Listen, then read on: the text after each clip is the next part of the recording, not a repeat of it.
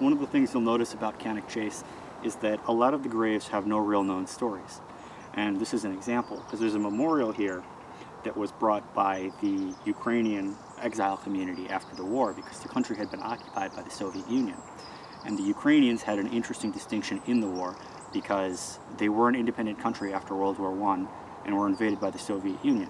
In the early 1930s, you had Holodomor, which starved to death millions of people. It's still debated over the actual numbers. Some people think as high as 7 million.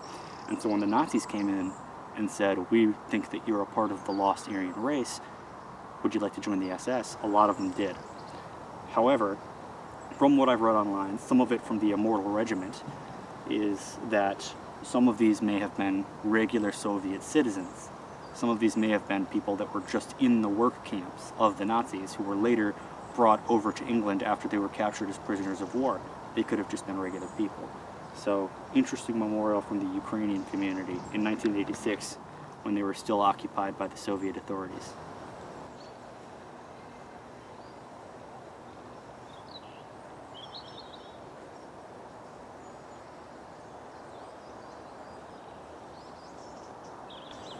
Leo Burek here was another example of what I think are some of the good people that got wrapped up in a bad war. Leo Burek was behind and joined the 1938 German expedition to Antarctica, and he was a simple observer. He performed magnetic field tests, and he even had a mountain range named after him, the Burek Mountains, which still exists in name. They didn't change the name after the war.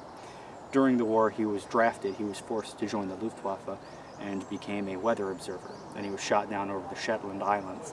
And he was buried alongside his crew members in a beautiful beach overlooking the ocean in the far north. And part of me thinks that it would have been better to leave him interred here, because he had a love of the Arctic. He had a love of the extremes. And I think that being buried next to SS generals and war criminals might not be the best grave for Leo Burek.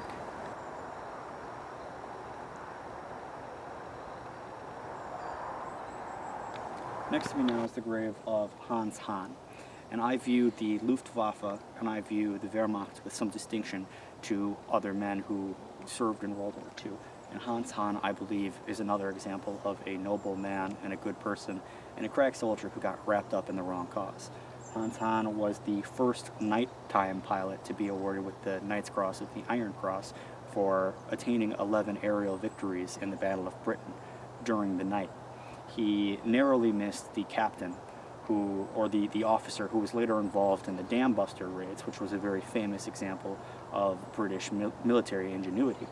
And Hans Hahn was killed in an aerial collision with a pilot that he was getting in a dogfight with over a town north of here, and was buried in this cemetery right next to Leo Burek, or a couple of rows down from Leo Burek, who was another bright young man who was taken by the war.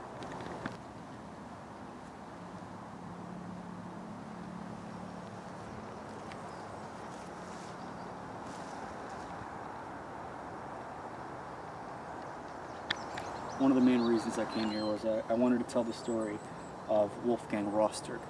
Wolfgang Roster was not a Nazi, and people say that the German soldiers, they often equate them with Nazis, especially in America. But Wolfgang Roster was the son of a very wealthy businessman, and he was wealthy because he made pesticides, and during World War II, his father was producing Zyklon B.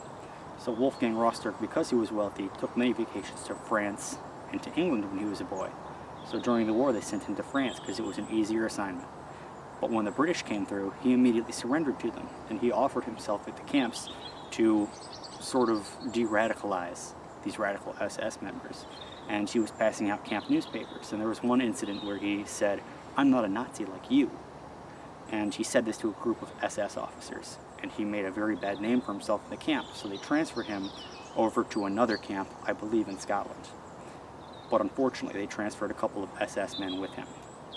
And the word spread quickly, because in the previous camp, everybody agreed they just wouldn't talk to him, because there was a plot by the SS men in this camp to have a coup, steal the British weapons, raid a stockpile, coordinate it with other camps, and march on London. It was a very, wishful thinking coup, but it was still in the works.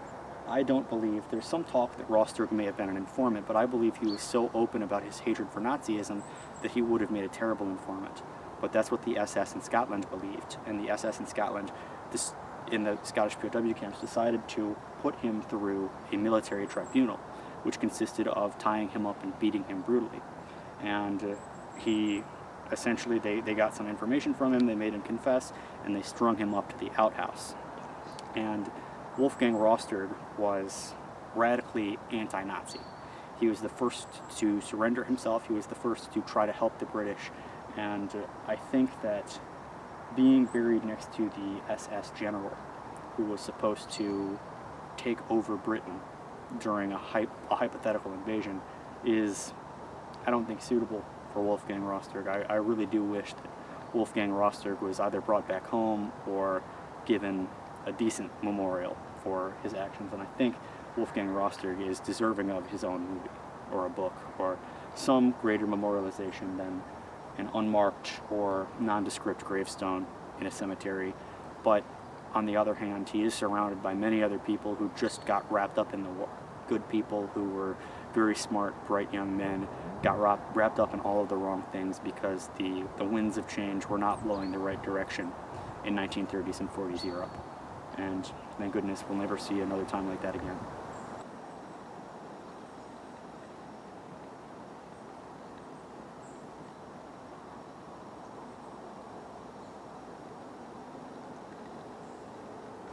Behind me is the grave of Ernest Bush, who was an elderly man as the war began. And he is a general field marshal, and he has the distinction of being involved in the commanding of soldiers in both the invasion of Poland, the invasion of France, and Operation Barbarossa, the invasion of the Soviet Union. He gradually fell out of favor of Adolf Hitler and the Nazi Party towards the middle part of his career, but towards the end he started being looked at favorably again. What I think is interesting about Ernest Bush, and what I think has been pointed out in a lot of articles about him, is that he was selected to be the general to lead the United Kingdom had the Nazis ever invaded during Operation Sea Lion or Waterloo. He was supposed to be the man who ruled England really with an iron fist if it was successful. However, he surrendered on May 5th and died of a heart attack at age 60 in the prison camps.